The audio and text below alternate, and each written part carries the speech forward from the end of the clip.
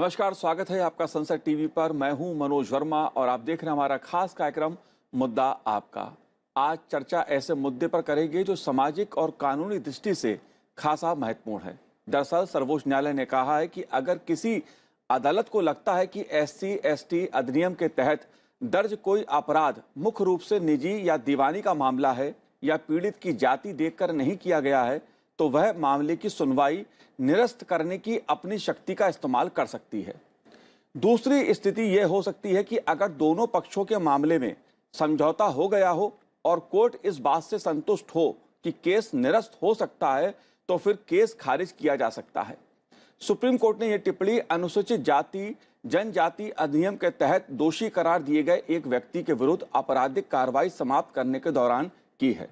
SC/ST act कानून SC/ST वर्ग को अपमान और अत्याचार से बचाने के लिए है। जाहिर है SC/ST अधिनियम को देखते हुए सर्वोच्च न्यायालय का यह फैसला खासा अहम है। इसलिए मुद्दा आपका में आज इस पर चर्चा करेंगे। चर्चा करने के लिए हमारे साथ इस समय स्टूडियो में मौजूद हैं विधि और न्याय मंत्रालय के पूर्व सचिव PK मल्होत्रा जी। मल्होत्रा जी, आपका बहुत बहुत स्वागत है संसद टीवी पर। और मैं आपसे जानना चाहूँगा, क्योंकि ये जो फैसला आया है सुप्रीम कोर्ट का SC/ST अधिनियम को लेकर, ये अपने में सामाजिक दृष्टि से कानूनी दृष्टि से खासा महत्वपूर्ण है। आप कैसे देखते हैं इसको? मनोज जी, जैसा आपने अपनी ओपनिंग रिमार्क में कहा कि ये एक महत्वपूर्ण विषय के ऊपर सुप्रीम कोर्ट ने अपनी रूलिंग दी है, मैं इस पर आपसे पूरी तरह सहमत हूँ। दूसरी बात, मैं इस बात की भी प्रशंसा करना चाहूँगा कि एक बहुत ही महत्वपूर्ण मुद्दे के ऊपर सुप्रीम कोर्ट ने कोई 200, 300 या 500 पेज का जजमेंट नहीं लिखा है। केवल एक 15 पेज के जजमेंट में जो विषय उनके सामने आया उसके ऊपर अपने विचार देते हुए एक निर्णय, जो प्रेसिडेंट अवेलेबल थे उनको लेते हुए एक निर्णय दिया। मैं समझता हूँ इसलिए इसको एक आम आदमी को समझने में भी बहुत जो है सुविधा रहेगी जी। सबसे बड़ी बात जो इसमें आई वो ये आई कि ये मुद्दा हमें ये जानना बहुत जरूरी है कि ये इशू कहाँ से इशू हुआ जी। दो लोग हैं, पड़ोसी हैं, आसपास रहते हैं, एक सिविल डिस्प्यूट को लेकर के उनका आपस में मकान को लेकर के झगड़ा हुआ, दीवार बनाने के ऊपर झगड़ा हुआ। उस झगड़े को लेकर के एक सिविल डिस्प्यूट था जिसके ऊपर एक FIR दर्ज की गई या कोर्ट में मामला गया और उसके साथ पड़ोसियों का आपस में झगड़ा हुआ। तो उस झगड़े के दौरान जो एक पार्टी थी, जो कंप्लेनेंट था, क्योंकि वो शेड्यूल कास्ट कम्युनिटी को बिलोंग करता था, उसको लेके उन्होंने कुछ अपशब्द कहे। उन अपशब्द को लेकर के ये दूसरी FIR दर्ज की गई जो SC/ST में दर्ज की गई। इसको लेकर के क्योंकि वो पड़ोसी थे और इस तरह की FIR हुई। FIR हो जाने के बाद जो केस होता है, केस स्टेट द्वारा कंटेस्ट किया जाता है, ना कि कंप्लेनेंट के द्वारा किया जाता है।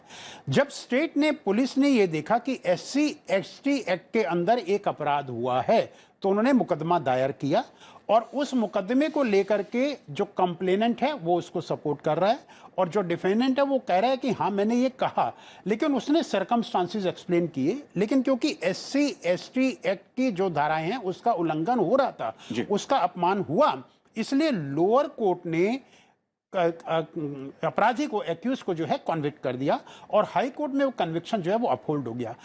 ये मामला 1994 का है। अब जब 1921 में 27-28 साल के बाद में जब मामला सुप्रीम कोर्ट में जब ये विचाराधीन आया, इन बिटवीन, क्योंकि वो दोनों पड़ोसी हैं, दोनों का इकोनॉमिक स्टेटस एक जैसा है, जो डिस्प्यूट का आधार था वो एक सिविल डिस्प्यूट था, ना कि जातिवाद को लेकर के कोई उनका झगड़ा था आपस में।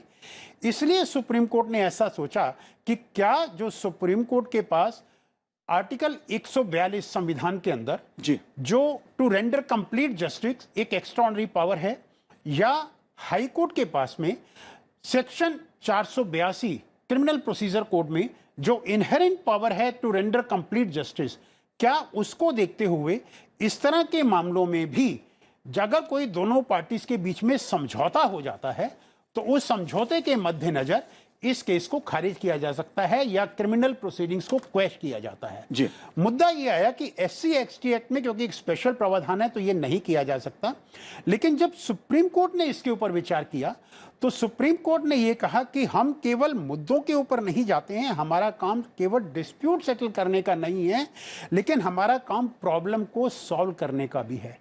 ये इशू सामाजिक इशू भी है और क्योंकि दो पड़ोसियों के बीच में था, इसलिए सुप्रीम कोर्ट ने यह कहा कि हमें जो extraordinary power under article 142 of the constitution दी गई है, हम उस पावर का इस्तेमाल करते हुए अगर जो कॉम्प्रोमाइज हुआ है वो कॉम्प्रोमाइज जो है वो बिना किसी जोर जबरदस्ती के किया गया है और दोनों पार्टी इसके लिए राजी हो जाती हैं, तो इस तरह की पावर को सुप्रीम कोर्ट एक्सरसाइज कर सकती है या सेक्शन 482 की पावर जो हाई कोर्ट के पास है उसको एक्सरसाइज करते हुए उस समाधान को एक्सेप्ट किया जा सकता है। लेकिन इसमें सुप्रीम कोर्ट ने वर्ड ऑफ कॉशन भी दिया, क्योंकि एक स्पेशल प्रावधान है और शेड्यूल ट्राइब कम्युनिटी के लोगों का बहुत जो है उनके ऊपर अत्याचार भी किए जाते हैं, जातिवाद को लेकर के उनके ऊपर जो है गलत धारणाएं भी बनाई जाती हैं, उसको प्रोटेक्ट करने के लिए ये कोर्ट को अधिकार दिया गया कि कोर्ट देखेगी कि जो कॉम्प्रोमाइज वो जेन्युइन है या नहीं है और उसका फाउंडेशन जो है वो SC ST एक्ट का जो कानून है उसका उल्लंघन तो नहीं है। अगर वो नहीं है तो कोर्ट इस तरह का कंप्रोमाइज को एक्सेप्ट कर सकती है। बिल्कुल, लेकिन चूंकि यह मुद्दा सामाजिक दृष्टि से बेहद संवेदनशील है, कानूनी दृष्टि से इसका अपना महत्व है, क्योंकि SC ST एक्ट जो है उसको संसद ने बनाया है, वो कानून है और अब सुप्रीम कोर्ट की जो टिप्पणी है इस संदर्भ में वो अपने में खासी महत्वपूर्ण है। मेरे साथ इस समय इलाहाबाद उच्च न्यायालय के पूर्व न्यायाधीश डॉक्टर सतीश चंद्र जी जुड़े हुए हैं। डॉक्टर सतीश जी, आपका संसद टीवी पे बहुत बहुत स्वागत है। मैं आपसे ये जानना चाहता हूं कि किस समझौते की बात सुप्रीम कोर्ट ने की है, क्योंकि समझौता अपने में एक बहुत व्यापक है। हालांकि सुप्रीम कोर्ट ने इसमें कहा है कि समझौता जेन्युइन हो, लेकिन इसका निर्धारण कहां से होगा, कौन करेगा, क्योंकि कई प्रकार की आशंकाएं समझौते को लेकर होती हैं। बिल्कुल आप सही कह रहे हैं, लेकिन जहां तक ये मल्होत्रा साहब ने पूरा इस केस की टिप्पणी के बारे में बता दिया और समीक्षा बता दी, लेकिन मैं थोड़ा इसके पीछे और जाना चाहूंगा। जब हमारा कॉन्स्टिट्यूशन है उसके अंदर आर्टिकल 17 के अंदर उन्होंने अनटचेबिलिटी को डिफाइन किया गया है और शेड्यूल कास्ट शेड्यूल ट्राइब्स हैं कौन, वो 341 और 342 आर्टिकल के अंदर डिफाइन किए गए हैं।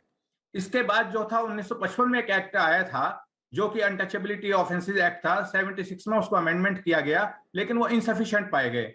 उसके बाद उन्होंने SC ST ट्राइबल्स जो था प्रिवेंशन ऑफ एट्रोसिटीज एक्ट 1989 पास किया और उसके अंदर जो था काफी उन्होंने स्ट्रिक्ट प्रोविजन बना दिए just to protect the schedule caste and schedule tribes. उसमें अगर जाति सूचक कोई शब्द भी कहा गया है तो उसके खिलाफ मुकदमा बन सकता है और उसके खिलाफ केस रजिस्टर्ड हो सकता था।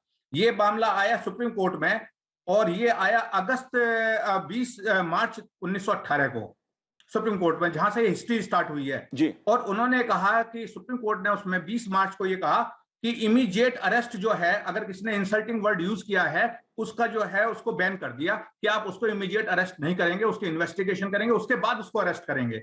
ये सुप्रीम कोर्ट का वर्डिक्ट था। लेकिन आपको पता है कि हिंदुस्तान के अंदर जो है 18% SC हैं और 8% ST हैं, तो ये पॉलिटिकल इश्यू बना, काफी हंगामा हुआ, आपको याद होगा पार्लियामेंट के अंदर भी चला और अल्टीमेटली गवर्नमेंट ने अगस्त 2018 को एक अमेंडमेंट ले आई जो था SC ST prevention of atrocities amendment bill 2018 और इसके अंदर उन्होंने एक नया सेक्शन इंट्रोड्यूस किया 18 capital A 1 small a in the 89 act में। और इसकी चार बातें बहुत खास थी इस एक्ट के जो इस प्रोविजन के अंदर था। एक तो इसके अंदर उन्होंने कहा preliminary inquiry shall not be required for registering the FIR। अगर कोई FIR कराने आता है उसकी FIR लॉन्च कीजिए, आप उसकी प्रिलिमिनरी इंक्वायरी भी नहीं करेंगे कि ये फोर्स है, फॉल्स है, क्या है। बाई एनी पर्सन जो है, जो SC ST का आदमी है, अगर वो उसको FIR लॉन्च करता है अगेंस्ट एनी पर्सन तो उसको आपको लॉन्च करना पड़ेगा और उसके अंदर कोई इंक्वायरी करने का अधिकार नहीं था इन्वेस्टिगेशन ऑफिसर को। दूसरा, इन्वेस्टिगेशन ऑफिसर को यह भी कहा गया कि आपको अप्रूवल लेने की जरूरत नहीं है हायर अथॉरिटीज से, आप खुद ही जो है उसको रजिस्टर्ड करके अरेस्ट कर लीजिएगा।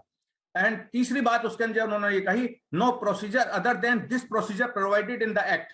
जो इस एक्ट के अंदर प्रोसीजर दिया गया है वही प्रोसीजर फॉलो होगा, किसी और एक्ट का प्रोसीजर जैसे CRPC का प्रोसीजर है, किसी का या कोई भी एविडेंस का है, कोई भी प्रोसीजर फॉलो नहीं होगा। ना सिविल का ना क्रिमिनल का, सिर्फ इस एक्ट का ही फॉलो होगा, एंड दिस शैल अप्लाई। और लास्ट में उन्होंने कहा कि कोई उसको एंटिसिपेटरी बेल नहीं मिलेगी एक्यूज्ड को। तो ये 4 बड़े हार्श प्रोविजन बनाए गए, और इसके बाद कोई ऑप्शन नहीं था कि जब भी कोई एससी या एसटी आदमी एक कंप्लेंट फाइल करता है, एफआईआर फाइल करता है अगेंस्ट एनी पर्सन, कि जो एक्यूज्ड है उसको अरेस्ट किया जाए और उसके बाद वो कोर्ट के अंदर चक्कर काटता रहे। इस केस में जो कल सुप्रीम कोर्ट ने टिप्पणी दी है और अपना ऑब्जर्वेशन दिया है, जो मल्होत्रा साहब ने डिटेल में बताया है, वो उसमें यह पाया गया कि 1994 का केस और अब 21 में आकर के उसमें पाया गया पार्टीज के अंदर तो कॉम्प्रोमाइज हो गया, और वो तो सिविल नेचर का केस था जिसके अंदर जाति सूचक शब्द कहा गया होगा, लेकिन उसका कोई ऑफेंस नहीं था। तो सुप्रीम कोर्ट ने कहा कि अब हमारे पास पावर तो है नहीं, एक्ट के अंदर प्रेस्क्राइब कर दिया उन्होंने, तो फिर उन्होंने कहा कि हमारे पास जो पावर है वो है 482 के अंदर हाईकोर्ट के पास, सीआरपीसी के अंदर क्वेश्चनिंग द एफआईआर, और हमारे पास 142 आर्टिकल के अंदर पावर है, इनहेरेंट पावर है कि हम कोई भी ला बना सकते हैं, कोई भी ला दे सकते हैं, तो हम उसका यूज करेंगे और इसको जो है रिलीफ देंगे एक्यूज्ड पर्सन को, क्योंकि इसमें कंप्रोमाइज हो गया है। दूसरा, इसके बाद अगर कोर्ट का, अगर आप इसको जजमेंट को पढ़ेंगे तो उसमें कहा कि अगर कोई मेरिट नहीं भी है, केस के अंदर कोई मेरिट नहीं है, एट्रोसिटीज का कोई केस नहीं बनता है, तब भी ये पावर यूज की जा सकती है, कंप्रोमाइज में भी यूज की जा सकती है। मैं यही जानना चाहता हूं, क्योंकि मिसयूज हुआ है तो ये पावर इसको यूज की जा सकती है कोर्ट को, और ये हिस्टोरिकल जजमेंट होगा। जी बिल्कुल। सुप्रीम कोर्ट के वकील कपिल सांखला जी भी हमारे साथ इस समय स्टूडियो मौजूद है। कपिल जी, आपका स्वागत है संसद टीवी पर। मैं एक चीज समझना चाहता हूं, समझौते की बात जी, टिप्पणी जो सुप्रीम कोर्ट ने की है समझौते के आधार पे, या कोर्ट को जो अदालत को शक्तियां इस तरह की प्राप्त हैं, संविधान ने जो शक्तियां दी हैं उसके आधार पर मुकदमा निरस्त किया जा सकता है। मैं एक तो समझौते को समझना चाहता हूं। समझौता एक सामान्य भाषा में, वो दो लोग लड़े, उनमें समझौता हो गया, ठीक है, बात खत्म हो गई। लेकिन समझौते के पीछे का जो खेल होता है जी, वो भी सब जानते हैं। बाहुबल, धनबल, लालच, लोभ, आके कोर्ट में समझौता हो गया। देखिए, मैं इसलिए समझना चाह रहा हूं कि एससी एसटी एक्ट अधिनियम का मामला है, कानून है जी, इसमें इस तरह का प्रावधान नहीं है, लेकिन सुप्रीम कोर्ट की टिप्पणी सामने आ गई है। आप इसे कैसे देखते हैं? जी देखिए, एक चीज तो हम याद रखेंगे कि जो कोर्ट्स होती हैं वो कोशिश ये करती हैं कि पार्टीज के अंदर अगर सेटलमेंट हो सके तो सेटलमेंट हो जाए जी। इशू सिर्फ ये होता है कि जो आईपीसी, जो जहां पे आपको पनिशमेंट मिलती है क्रिमिनल केसेस में, वहां पे इशू सिर्फ ये आता है कि क्या वो ऐसा ऑफेंस है जहां पे लोग आपस में बैठ के कॉम्प्रोमाइज कर सकते हैं या नहीं कर सकते, देखा ये जाता है।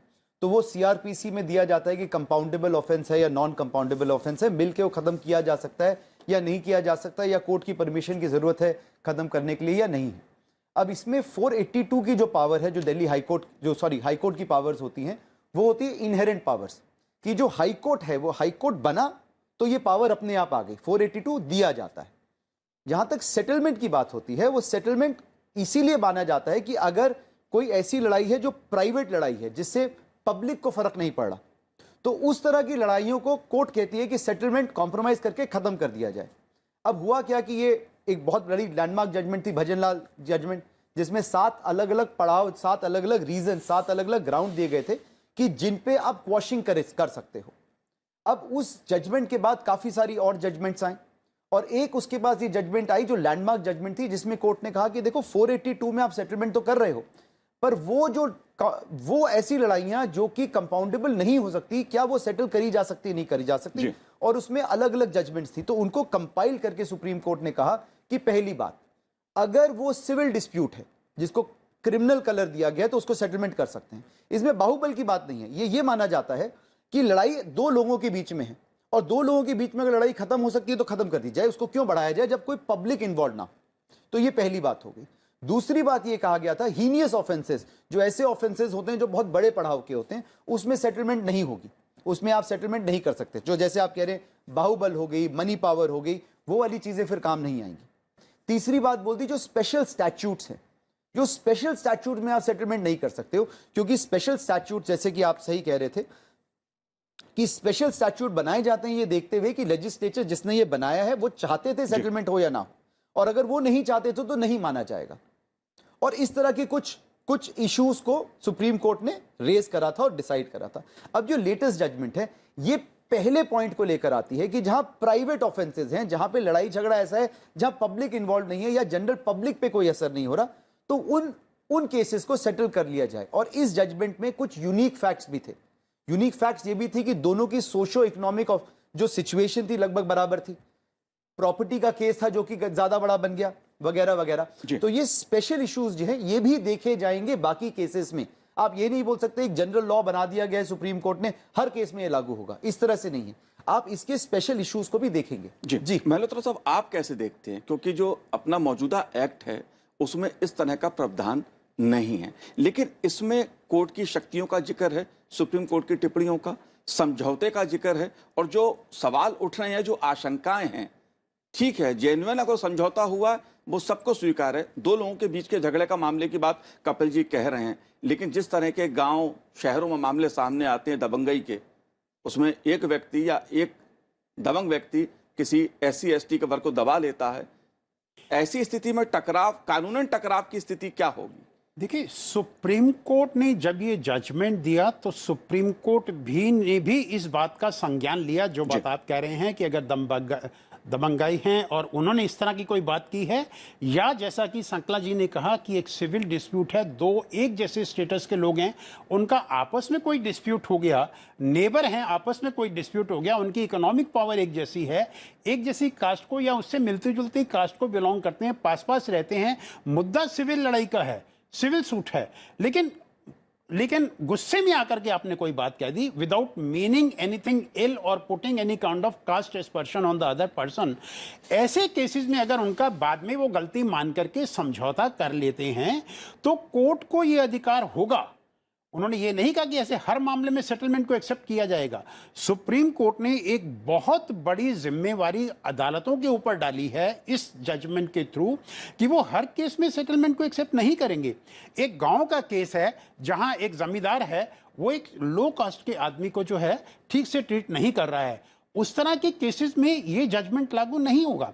इसके लिए उन्होंने प्रावधान दिए हैं और इस पर्टिकुलर केस में उन्होंने ये बात बहुत क्लियरली कही है कि दोनों का स्टेटस एक जैसा है, दोनों नेबर हैं, और गुस्से में आकर के, क्योंकि प्रॉपर्टी डिस्प्यूट था, दीवार को लेकर के एक डिस्प्यूट हुआ जिसके आपस में पुलिस में गए और उसको लेकर के, तो केवल इस तरह के ही केसेस में इस जजमेंट का संज्ञान लिया जा सकता है और कोर्ट प्रोसीडिंग्स को क्वेश कर सकती है even if it is a special legislation, क्योंकि वो फाउंडेशन नहीं है। फाउंडेशन सिविल डिस्प्यूट है। अगर फाउंडेशन इटसेल्फ कास्ट डिस्क्रिमिनेशन होगा, ऐसे केसेस में कोर्ट कॉम्प्रोमाइज नहीं करेगी। और अगर कोर्ट को लगता है कि समझौता किसी प्रेशर के अंदर किया गया और उसका कोई जरा सी भी शंका कोर्ट के माइंड में आती है, तो कोर्ट इस शंका को ध्यान में रखते हुए उस कॉम्प्रोमाइज को एक्सेप्ट नहीं करेगी। तो कोर्ट कब एक्सेप्ट कर सकती है? जबकि नेचर ऑफ द ऑफेंस को पहले तो दिखेगी किस तरह का ऑफेंस है। जैसा कि आपने जो एग्जांपल दिया और सांकला जी ने कहा, आई थिंक उसमें एक बहुत क्लैरिटी आ रही है। इस जजमेंट बहुत लंबा नहीं है जैसा कि मैंने पहले कहा, लेकिन उसमें बहुत क्लैरिटी से उन्होंने लिखा है कि आपको दोनों तरह के डिस्प्यूट में जो है वो डिफरेंस करना, और फिर वो वॉलंटरी है कॉम्प्रोमाइज के नहीं है, समझौता वॉलंटरी है कि नहीं है, ये भी कोर्ट ही निर्णय लेगी दोनों पार्टी से बात करके, और जो उसके सामने एविडेंस आ रही है और पार्टीज का कंडक्ट उससे पहले क्या रहा और बाद में क्या रहा, यह भी देखा जाएगा। जब ये सारी बातों से कोर्ट सेटिस्फाई हो जाएगी, केवल उसी केस में या तो 482 में हाई कोर्ट अपनी पावर एक्सरसाइज करेगी या आर्टिकल 142 में सुप्रीम कोर्ट अपनी पावर एक्सरसाइज करेगी। नहीं तो उस पावर को जो है कॉम्प्रोमाइज वाला केस जो है, more particularly in SC ST act या और स्पेशल एक्ट जो इस तरह के प्रावधान बनाए गए हैं जो संवैधानिक अधिकारों का प्रोटेक्शन करते हैं, उसमें इस तरह का समझौता मंजूर नहीं किया जाएगा। जी कपिल जी, मैं आता हूं आपके पास। डॉक्टर सतीश जी, मैं ये समझना चाहता हूं कि इस टिप्पणी के बाद या इस सुप्रीम कोर्ट के फैसले के बाद जो अनुसूचित जाति जनजाति वर्ग के लोग हैं, अत्याचार की जो घटनाएं हैं, अपमान की जो घटनाएं हैं, अगर मैं अलग अलग राज्यों की बात करूं तो शायद ही कोई ऐसा राज्य है जहां पर ये मामले सामने नहीं आते हैं। ऐसे मामलों को आप कैसे देखते हैं? क्योंकि आमतौर पर एक आरोप लगता है कि जी हाँ, जहां तक आप कह रहे हैं कि हर राज्य के अंदर ऐसा होता है, लेकिन इसका रिवर्स भी है कि हर राज्य के अंदर आप ऐसे केस भी पाएंगे जहां की इस एक्ट का मिसयूज हुआ है। इस एक्ट की खास बात यह है कि जैसे ही FIR लॉन्च होती है तो कॉग्निजेबल ऑफेंस हो जाता है और नॉन कंपाउंडेबल है। इवन एंटिसिपेटरी बेल भी नहीं हो सकती। लोअर कोर्ट को तो कोई पावर ही नहीं है सिवाय उसको एक्यूज को जेल भेजने के अलावा। यहाँ सिर्फ हाई कोर्ट को पावर दी गई है कि वो जो है उसको FIR को क्लैश कर दे। 42 के अंदर, CRPC के अंदर जो पहले से इनहेरेंट पावर है, और सुप्रीम कोर्ट के पास तो 142 के अंदर है ही है इनहेरेंट पावर कि वो सुप्रीम कोर्ट करे, यानी केवल दो ही कोर्ट कर सकते हैं, लोअर कोर्ट तो कुछ कर ही नहीं सकता इसके अंदर।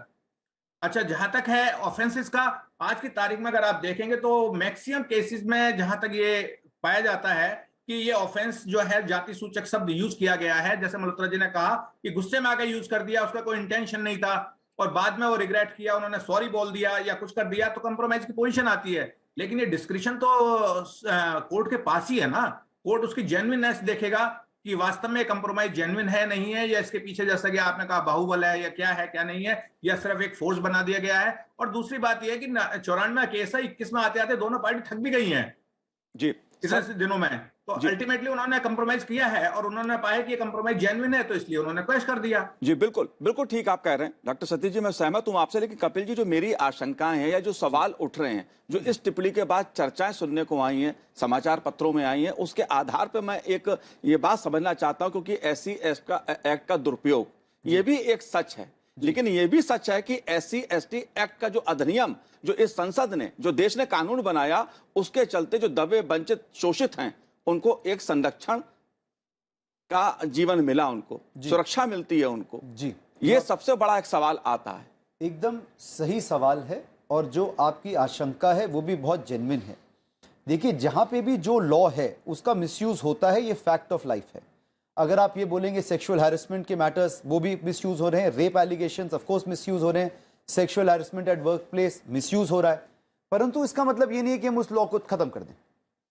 तो जहां पे भी ये मैकेनिज्म है, वहां पे साथ में मैकेनिज्म होना चाहिए कि जहां पे झूठे केसेस हों, वहां पे जिस आदमी ने वो झूठा केस बनाया है उस पर भी पनिशमेंट हो, जिस औरत ने भी झूठा केस बनाया है। 498A के केसेस होते हैं ना रोज, कि डाउरी के केसेस कुछ भी बना दिए जाते हैं, कितने साल के बाद भी बना दिए जाते हैं, कुछ भी कह दिया जाता है।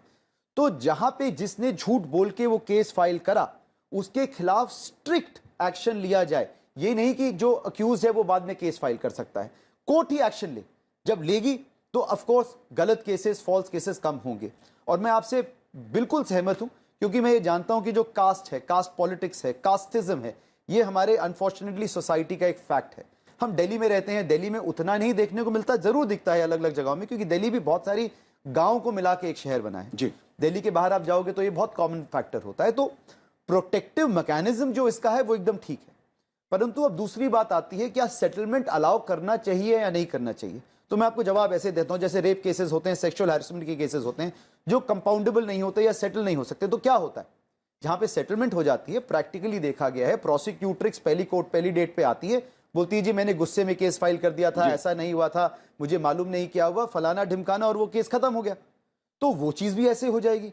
तो जब कोर्ट इतनी वाइज हैं, इतनी इंटेलिजेंट हैं, उतनी उन्होंने दुनिया देखी है और ये जानती हैं कि ऐसा होता है, और एक मैकेनिज्म क्रिएट कर दें कि दबाव के बदले कोर्ट देख के, जानबूझ के, समझ के अगर किसी को प्रोटेक्ट कर रही है और केस खत्म कर रही है, तो मेरे ख्याल से लार्जर इंटरेस्ट में ज्यादा अच्छी चीज है और ज्यादा अच्छे सेफगार्ड्स लेकर आती है। जी मल्होत्रा जी, क्या असर होंगे इन टिप्पणियों, इस फैसले के बाद सामाजिक दृष्टि से, आप कैसे देखते हैं इसको? जी, आपका कहना ठीक है कि इसके मिसयूज होने की संभावना भी है।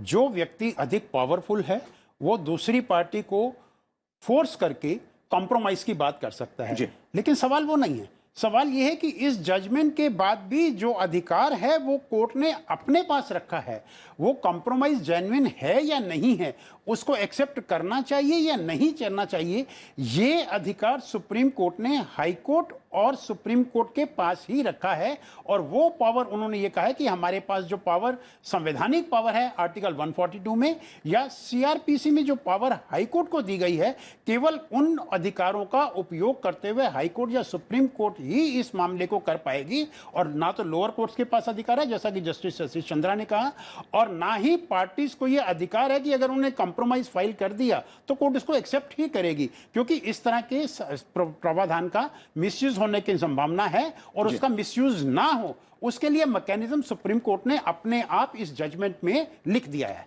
चलिए, उम्मीद करते हैं कि इसका मिसयूज नहीं होगा और जो हमारी न्यायिक व्यवस्था है वो इस समूचे मामले पे नजर रखेगी, और एक तरह से सामाजिक न्याय की जो हमारी मुहिम है, संविधान ने जो अधिकार दिए हैं, वो और मजबूत होगी। कपिल जी, आपने हमसे बात की, आपका बहुत बहुत शुक्रिया, बहुत बहुत धन्यवाद। मल्होत्रा जी, आपका भी बहुत बहुत शुक्रिया, बहुत बहुत धन्यवाद। और डॉक्टर सतीश, आपका भी बहुत बहुत धन्यवाद। तो आज हमारे इस कार्यक्रम में इतना ही, मुझे दीजिए आज्ञा, नमस्कार।